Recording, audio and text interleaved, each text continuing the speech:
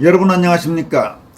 박근혜 대통령 탄핵정변과 문재인 정권 출범, 윤석열 대통령 탄핵정변과 이재명 정권 출범, 최근 약 10년간 정치적 격변기에서 좌경화 저질화된 한국 언론은 수많은 문제점을 드러냈습니다.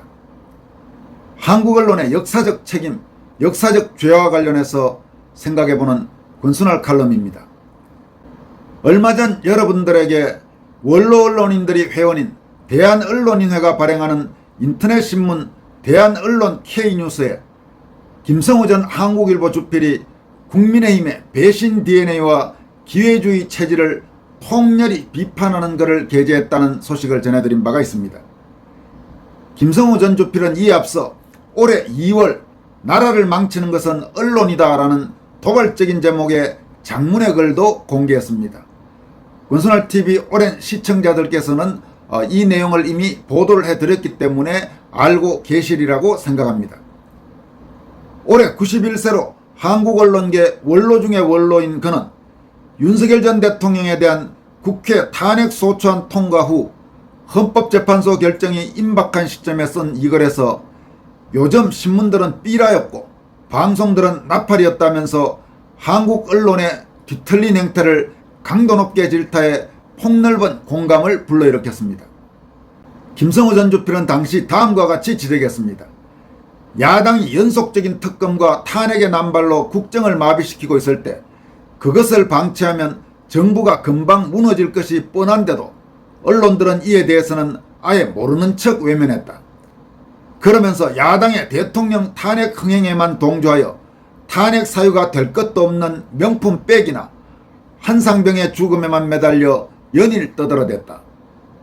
12.3 계엄 후의 언론 행태에 대해서는 이렇게 질타했습니다. 기어이 비상계엄이 터지자 언론들은 이번에는 야당의 주장에 등달아 무조건 내란으로 단정하고 광분하기 시작했다.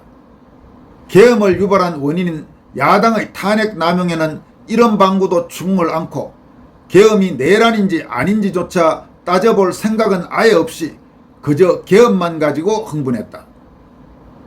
그러다가 윤 대통령에 대한 탄핵 소추안이 가결되었을 때, 그리고 마침내 대통령이 체포되었을 때 언론들은 마치 대성첩이라도 한 듯이 일제히 만세를 불렀다.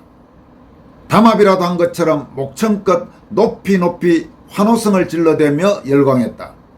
김성우 주필은 이런 언론의 행태를 언론의 발광이라고 직격탄을 날렸습니다. 그는 특히 국민들은 저마다 TV를 화가 나서 못 보겠고 신문을 분해서 못 보겠다고 한다. 볼만한 신문이 없고 볼만한 TV가 없다고 한다. 신문도 TV도 없는 편이 국민 건강에도 국가 건강에도 이롭겠다고 한다면서 지금 나라를 망치고 있는 것은 언론이다라고 강도 높게 비판했습니다. 어디 윤석열 탄핵 정변 때만 그랬겠습니까? 박근혜 전 대통령에 대한 사기성 탄핵 정변이 본격화한 2016년부터 지금까지 약 10년간 한국 언론의 행태는 제대로 정신박힌 우리 사회의 많은 이들을 실망시키고 분노하게 만들었습니다. 이 기간 동안 한국 언론의 두드러진 특징은 좌경화와 저질화라는 양대 키워드로 압축할 수 있습니다. 이념적 정파성에 따라 모든 사안을 판단하고 왜곡도 서슴지 않는 좌익 언론이 당연히 그 정도가 더 심했지만 그동안 정론을 자부하면서 보수 매체 혹은 우파 매체로 인식되어 온 몇몇 주요 언론 매체의 행태도 50보 100보였습니다. 2016년을 전후해 이른바 박근혜 죽이기 과정에서 쏟아져 나왔던 그 수많은 광기와 선동의 언론 기사들이 대부분 악의적 거짓 뉴스, 가짜 뉴스였다는 것을 이제 알만한 사람은 압니다. 하지만 대한민국 언론 사상 최악의 언론 범죄라고 할 수 있는 그 무도한 짓에 적극 가담해서 박근혜 정권을 끌어내리고 무능하고 반역적인 문재인 정권을 탄생시키는데 결과적으로 부역한 언론계 종사자들 중에서 자신들이 저지른 명백한 잘못을 고백하고 사과하거나 책임을 진 사람을 찾아보기는 어렵습니다. 나는 지금 묻습니다. 미혼의 여성 대통령에게 음습하고 칙칙하고 불결한 성적 이미지를 뒤집어 씌워 왜곡된 국민적 분노를 부추기거나 이상한 약물에 취해 기본적 판단 능력에 심각한 문제가 있다는 식으로 몰고 간 그 수많은 기사와 논평, 사설과 칼럼 중에 사실로 밝혀진 것이 단 하나라도 있었습니까? 충청북도 도청 소재지인 청주시의 전체 인구가 85만 명, 대한민국 육해공 현역 군인을 모두 합쳐도 55만 명인 현실에서 극좌 세력인 소위 민중총궐기 투쟁본부가 주도한 박근혜 퇴진 촉구 서울 도심 촛불 시위에 잇따라 100만 명이 넘게 참석했다는 좌익 세력의 말도 안 되는 일방적이고 과장된 주장을 좌익 매체는 물론이고 소위 비좌파 유력 신문들의 일면 톱 기사와 메인 사설 제목에 버젓이 붙인 제작 태도가 저널리즘의 최소한의 원칙에 비춰봤을 때 과연 제정신이었습니까? 그럼 그렇게 강성 좌익 세력이 주도한 집회를 극한의 과장을 더해서 치켜 세우던 한국 언론이 탄핵에 반대하는 애국 시민들의 대규모 집회는 어떻게 보도했습니까? 서울 광화문과 시청 앞, 서울역과 숭례문에 좌익 주도 집회보다 훨씬 많은 시민들이 모여서 잇따라 사기성 탄핵의 부당성을 규탄하고 문재인 정권 출범 후에는 한여름과 한겨울에도 소리 높여 좌익 정권의 폭정과 실정을 질타했지만 이를 제대로 취재해 보도한 신문과 방송, 뉴스통신사는 찾기도 어려웠습니다. 최소한의 균형감도 상실한 일방적인 좌편향 여론몰이였습니다. 윤석열 탄핵 정변 때도 비슷한 양상이 재현됐습니다. 탄핵 정변 초기 좌익이 주도한 집회는 온갖 시시콜콜한 내용까지 거의 리얼타임으로 보도됐습니다. 집회 참석 인원도 당연히 실제보다 부풀려졌습니다. 그러다가 이른바 반미 좌익 세력 미국 CIA 신고 사태로 좌익 집회의 기세가 확 꺾이고 반대로 기존의 대국본 주최 광화문 집회에 이어 전한길이라는 대중적 스타의 깜짝 등장으로 전국적 열풍이 분 세이브 코리아 집회까지 가세하면서 아스팔트에서 우파가 좌파를 압도하자 과연 어떻게 됐습니까? 서울을 비롯해서 부산, 대구, 광주, 대전, 춘천 등 전국 각지에서 엄청난 인파가 몰린 탄핵 반대 집회를 생생하게 현장 취재해 제대로 보도한 언론사는 뉴데일리 등 극소수에 불과했습니다. 물론 갈수록 국민 관심이 커지고 집회 열기가 확산되면서 자사 유튜브 채널을 통한 중계를 하는 종편이나 심지어 공중파까지 나왔지만 솔직히 이는 유튜버 수익을 겨냥한 돈벌이용 중계라는 인상이 짙었습니다. 나머지 압도적 다수의 언론 매체들은 이 엄청난 열기를 외면하거나 심지어 그 의미를 깎아내리기에 열을 올렸습니다. 라틴어에는 말은 날아가지만 글은 남는다라는 인상적인 격언이 있습니다. 새로운 미디어인 유튜브 채널의 중요성이 커진 것은 누구도 부인할 수 없습니다. 하지만 아무리 시대가 달라졌어도 활자로 남기는 기사는 방송이 하기 어려운 중요한 역할을 여전히 담당합니다. 그런 면에서 생각한다면 지난 겨울 탄핵을 반대하는 거대한 국민적 집회의 물결을 제대로 취재해 정리해 역사의 기록으로 남긴 한국 언론사가 극소수에 그쳤다는 점은 분명히 정상적 언론 환경이라고 보기 어렵습니다. 또 하나 중요한 문제를 짚어봅시다. 박근혜 대통령에 대해서는 입에 담기도 부끄러운 온갖 거짓말들로 매도해서 인격 말살의 짓을 서슴지 않던 언론이었지만 문재인 정권이 들어서자 명백한 팩트인 문재인 김정숙 부부의 심각한 문제점들도 지적하는 언론사를 찾기 어려웠습니다.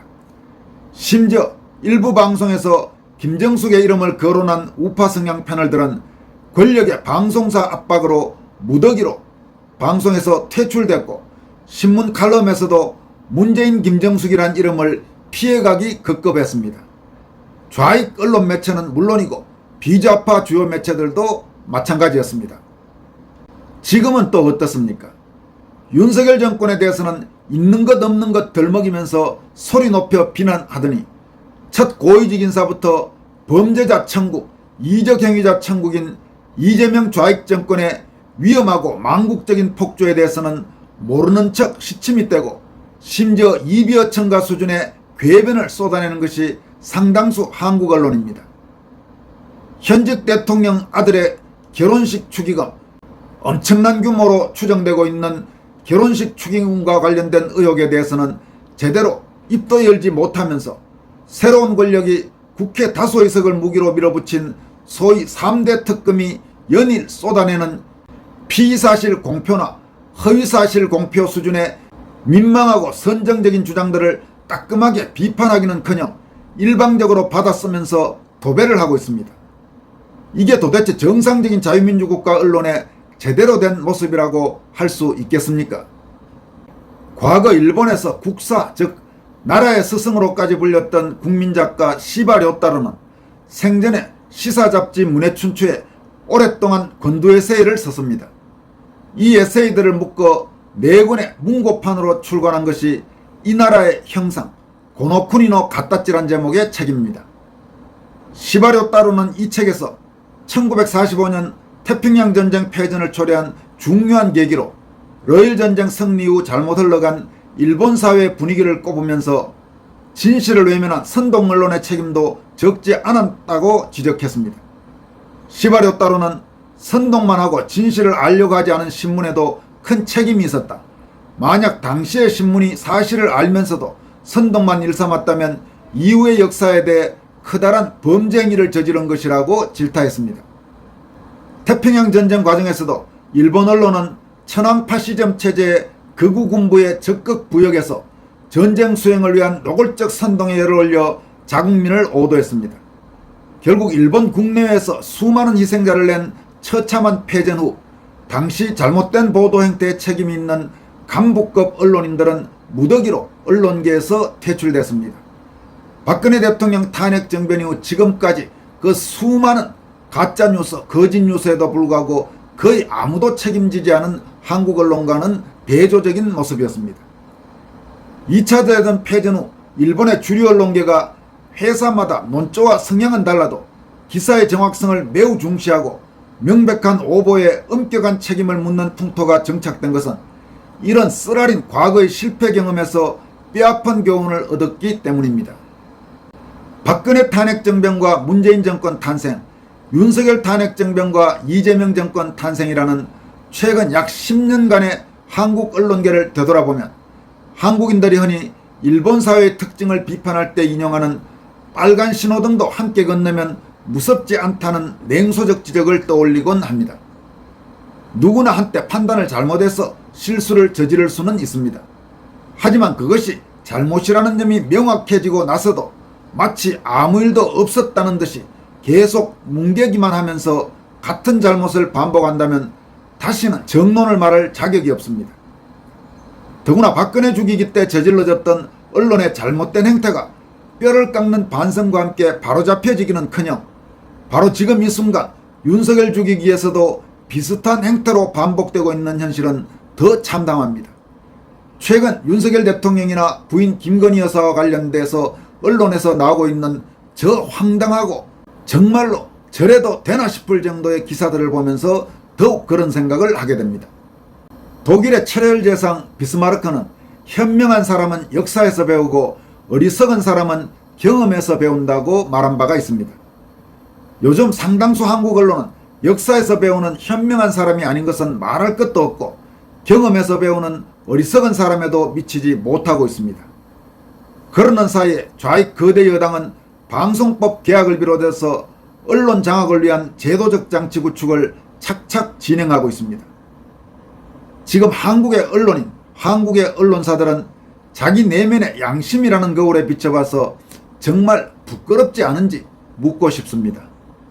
지금까지 권순할TV였습니다. 구독자 여러분 그리고 후원자 여러분 고맙습니다.